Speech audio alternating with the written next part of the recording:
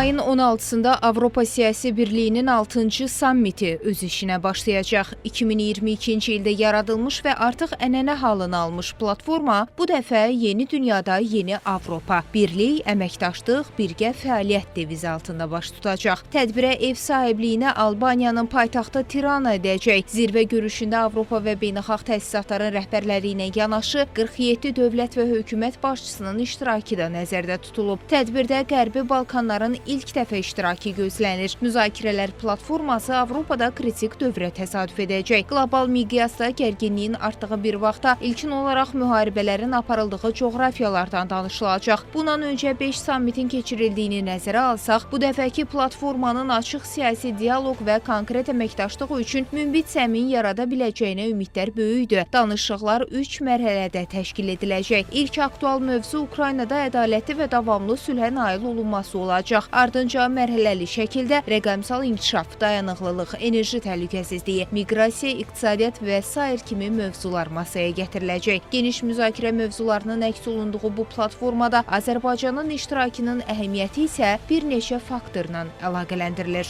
Azərbaycan Avropa İttifaqının, Fransanın və Ermənistanın siyasi diplomatik oyunlarına baxmayaraq Praqa sammitindən çox böyük dividendlə qayıtmışdı. Belə ki, həm Avropa İttifaqı, həm Fransa, həm Ermənistan Qarabağ daxil olmaqla Azərbaycanın ərazi bütövlüyünü təsdiq etmiş və belə deyək də, bu Azərbaycanın Avropa İttifaqında enerji təhlükəsizliyi baxımından önəmli rolu qeyd olunmuşdur. Əlbəttə ki, bu sammitdə də, yəni bu 6-cı sammitdə də müzakirə olunan mövzulardan biri də enerji təhlükəsizliyi məsələləridir.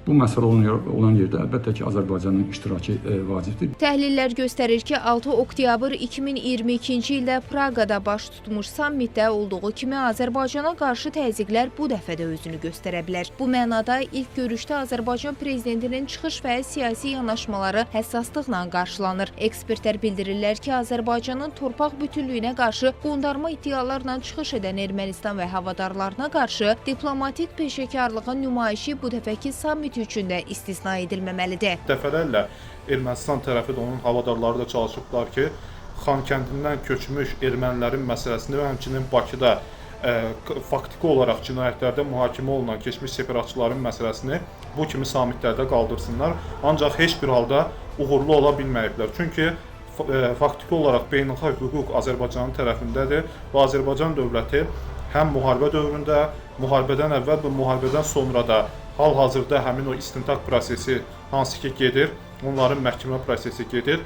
Bütün bunlar beynəlxalq hüquq çərçivəsində öz həllini tapır. Bu dəfə də bu kimi məsələlər istisna edilmir. Ola bilər ki, yenə də Ermənistan tərəfi və Avropa Birliyindən, həmçinin Fransadan Azərbaycana qarşı biz qərəzin şahidi olacaq. Tirana görüşündə diqqətlər özəlliklə rəsmi İrəvanın atacağı addımlara yönəlib. Qeyd edək ki, platformada Ermənistan baş nazir Nikol Paşinyanla təmsil olunacaq. Onun beynəlxalq tərəfdaşlarla ikitərəfli görüşlər keçirəcəyi gözlənilir. Zeynəb Mirzəyeva, Real.